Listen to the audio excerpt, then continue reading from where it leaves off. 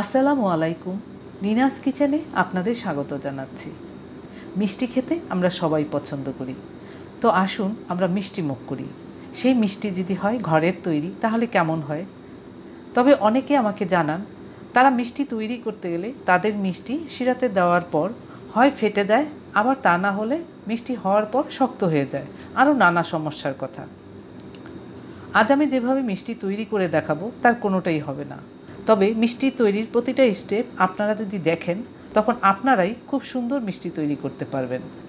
আর হ্যাঁ, মিষ্টি তৈরির সময় কতগুলো টিপস পাবেন। আশা করি এই টিপসগুলো আপনাদের উপকারে আসবে। আজ আমি তৈরি করব পাতলা শিরার রসগোল্লা। তো আসুন দেরি না করে শুরু করি। ছানা তৈরির প্রথম ধাপে যা লাগবে দেখে নিচ্ছি। ছানা তৈরির জন্য আমি 1 লিটার তরল দুধ নিয়েছি। এই তরল দুধ হতে হবে ফুল ক্রিম। আমি ফুল ক্রিম তরল দুধই নিয়েছি।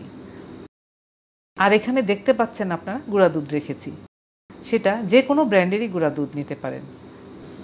এবার এই গুঁড়া দুধ এর মধ্যে দিয়ে দিচ্ছি 2 টেবিল চামচের মতো। এখানেও টিপস বলবো, তবে একটু পরে জানাচ্ছি। এই তরল দুধ অল্প করে এর মধ্যে দিয়ে দিচ্ছি। এবার গুঁড়া দুধ আর তরল দুধ ভালো করে গুলিয়ে রেখে দিচ্ছি, দুটোই জাল করা হয়নি। এবার আমরা ছানা কাটবো। কি দিয়ে ছানা কাটবো দেখে নিচ্ছি। আমরা অনেকেই সিরকাকে সাদা সিরকা বলে চিনি বা ভিনেগার বলে চিনি, সবই এক। এই পাত্রে সাদা সিরকা নিচ্ছি 2 টেবিল চামচ, আর এই পাত্রে নিয়েছি পানি। এই পানি দিয়ে দিচ্ছি 3 টেবিল চামচের মতো। এবার আসুন আমরা চলে যাই দুধ রেডি করে ছানা কেটে নিচ্ছি। দিয়ে দিচ্ছি দুধ এর মধ্যে। এবার আবার দিয়ে দিচ্ছি সেই দুধ যা মিলিয়ে রেখেছিলাম পাউডার দুধের সাথে। বন্ধুরা, আমি বলেছিলাম টিপস বলছি, আমরা যদি পাউডার দুধ না দিতে চাই তাহলেও সমস্যা নেই। এই পাউডার দুধের পরিবর্তে 1 টেবিল চামচ ময়দা গুলিয়ে দিলেও চলবে। আমি যার কাছ থেকে মিষ্টি তৈরি শিখেছি তিনিই আমাকে শিখিয়েছেন কেন ওগুলো দেওয়া লাগবে। কিন্তু কেন প্রশ্ন থাকতে পারে, বলছি। তরল দুধের সাথে পাউডার দুধ বা ময়দা যাই গুলিয়ে দেই না কেন, তখন ছানা হবে খুব নরম। সেই জন্য এগুলো দিলে ভালো। দুধ বসিয়ে চলে যাওয়া যাবে না, নেড়ে চেড়ে দিতে হবে, তা না হলে তলাতে লেগে যেতে পারে। চারপাশ এভাবে নেড়ে চেড়ে যেতে হবে। চুলার আঁচ মাঝামাঝির চেয়েও বাড়িয়ে রেখেছি। খেয়াল রাখতে হবে দুধ যেন চারপাশে লেগে না যায়। এর মধ্যে দুধ ফুটে উঠেছে। এবার চুলা বন্ধ করে দিলাম। 2 মিনিট অপেক্ষা করি। এবার দেব সিরকা, তবে পুরো সিরকা একবারে দেব না, অল্প অল্প করে দেব, কারণ অনেক সময় সিরকা পুরোটা দরকার পড়ে না। দেখুন আমার পুরো সিরকাটা লাগেনি, ছানা কাটতে শুরু করেছে। সিরকা দিয়ে ছানা কাটতে হলে একবারে না দেওয়াই ভালো। পুরোটা দিয়ে দিলে ছানা শক্ত হয়ে যেত, তাই আমি পুরোটা দিলাম না। আর যদি আপনারা টক দই দিয়ে ছানা কাটতে চান তাহলে মাপ মতো পুরোটাই দিয়ে দিবেন। ঠিক মতোই হয়েছে ছানা, দেখেই বোঝা যাচ্ছে নরম হয়েছে। এরকম একটি ঝাঁঝরি নিলাম, এর মধ্যে এরকম পাতলা সুতি কাপড় বিছিয়ে নিলাম। কাপড়টি একটু ভিজিয়ে দিলাম, কেন জানেন? অনেক সময় ছানা লেগে যায় কাপড়ের মধ্যে, তাই কাপড়টি একটু ভিজিয়ে দিলে ভালো হয়। এইবার ছানা ঢেলে দিলাম। এবার আবার একটু ছানা ধুয়ে দিচ্ছি কেন জানেন? সিরকা দিয়ে তো ছানা করেছি, তাতে সিরকার গন্ধ আছে ছানাতে। ধুয়ে দিলে আর সেই গন্ধ পাওয়া যাবে না। এবার এভাবে ঝুলিয়ে রাখবো 3-4 ঘন্টার মতো, তাতে করে পানি ঝরে যাবে। আরও যা যা লাগবে দেখে নিচ্ছি মিষ্টি তৈরির জন্য। সব কিছু গুছিয়ে নিলে কাজগুলো তাড়াতাড়ি হবে। এই পাত্রে দিয়ে দিচ্ছি সুজি 2 চা চামচ, দিচ্ছি ময়দা 2 চা চামচ, 1 চা চামচ গুঁড়া দুধ দিলাম, চিনি দিচ্ছি 1 টেবিল চামচ, আর নিয়েছি 1 চা চামচের কম কর্নফ্লাওয়ার। এই কর্নফ্লাওয়ার কেন দিলাম বলছি, সেটাও পরে। আর নিয়েছি হলো এলাচ গুঁড়া 2 চিমটি, আরও নিয়েছি বেকিং পাউডার 2 চিমটি। আপনারা যদি বেকিং পাউডার না দিয়ে বেকিং সোডা দিতে চান তাহলে 1 চিমটি দিবেন। বেকিং সোডা অল্প দিতে হয়। এবার এর মধ্যে দিচ্ছি 1 চা চামচ সাদা তেল। তবে এখানেও কথা আছে, আপনারা তেলের পরিবর্তে 1 চা চামচ ঘিও দিতে পারেন। সব কিছু মিলিয়ে রেখে দিলাম। ছানা ঝরা হয়ে গিয়েছে, ছানার কাপড় খুলে নিচ্ছি। রসগোল্লার ছানা দেখুন নরম হয়েছে কত।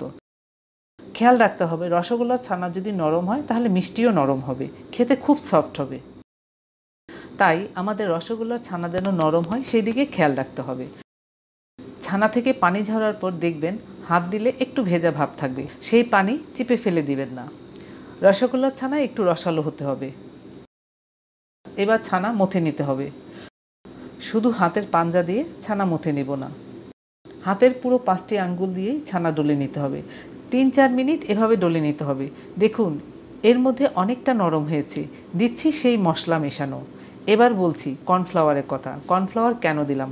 অনেক সময় মিষ্টি তৈরি হওয়ার পর মিষ্টির গা ফেটে যায়, দেখতে ভালো লাগে না। কর্নফ্লাওয়ার দিলে আর তা হবে না। সব কিছু আবার ভালো করে মিশিয়ে দিচ্ছি। মেশাতে মেশাতে ছানা আরও নরম হবে। চিনি হাতে না লাগা পর্যন্ত এভাবে মেশাতে হবে। ফুল ক্রিম তরল দুধের ছানা মেশাচ্ছি আর দেখুন ক্রিম বের হচ্ছে। আমি একটু সময় নিয়ে দেখাচ্ছি, এই জন্য যেন আপনারা সঠিকভাবে পেরে যান। এভাবে 2-3 মিনিট করলেই হবে। অনেক সময় ধরে ছানা ডলে নিতে হবে না। এবার মিষ্টির জন্য ছানা প্রস্তুত। দেখুন একটি হাঁড়িতে আমি পানি ফুটতে দিয়েছি। এই হাঁড়িতে মিষ্টি প্রস্তুত হবে। দিচ্ছি চিনি, 2 কাপ চিনি দিলাম। দিচ্ছি পানি দিলাম আমি 3 কাপ। এবার চুলা ধরিয়ে চিনি নেড়েচেড়ে গলিয়ে নিচ্ছি। চিনি এর মধ্যে গলে গিয়েছে। চিনির পানি ফুটে উঠতে থাক। আমরা মিষ্টির বল তৈরি করে নিচ্ছি। তবে চিনির পানি অনেকক্ষণ ধরে ফোটানো যাবে না, ফুটে উঠলেই দিয়ে দিতে হবে মিষ্টির বল। প্রথমে 2 ভাগ করে নিলাম, একটু লম্বা করে নিলাম। আমার পছন্দ মতো আমি ভাগ করে নিলাম। 12টির মতো গোল্লা হয়েছে।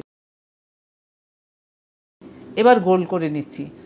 প্রথমে একটি গোল্লা নিলাম, তারপর হাতের তালুতে এভাবে নিয়ে আরেক হাত দিয়ে একটু সময় নিয়ে গোল করে নিতে হবে। গোল হয়ে গেল, এভাবে সবগুলো করে নিচ্ছি। সবগুলো এভাবে গোল করে নিলাম। এর মধ্যে শিরা ফুটে গিয়েছে। শিরা বেশি সময় নিয়ে জাল করবেন না। শিরা ফুটে গেলে রসগোল্লার বল দিয়ে দিতে হবে। শিরা ঘন করা যাবে না। এবার রসগোল্লার সবগুলো বল দিয়ে দিলাম। বলগুলো দেওয়া হলো। চুলার আঁচ বাড়ানো আছে। ঢেকে দিচ্ছি। 4-5 মিনিট পর ফিরে আসবো। ঠিক 5 মিনিট হলো। এবার দেখি। দেখুন মিষ্টি ফোলা শুরু হয়েছে। মিষ্টি ফেটে যাওয়ার ভয় নেই, শক্ত হওয়ারও ভয় নেই। আমার মতো এভাবে যদি আপনারা মিষ্টি তৈরি করেন। হালকা হাতে একটু ঘুরিয়ে দিচ্ছি মিষ্টিগুলো। 5 মিনিট হলো, আবার একটু দেখি। দেখুন কত বড় হয়েছে মিষ্টিগুলো। এই রসগোল্লা এভাবে তৈরি করে আপনি যাকেই দিবেন আপনি প্রশংসা পেতে বাধ্য। এবার আবার দেখি 10 মিনিট হলো, এখনও মিষ্টি সেদ্ধ হয়নি।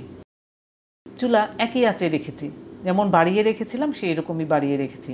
তবে সবার চুলার আঁচ কিন্তু একই রকম না।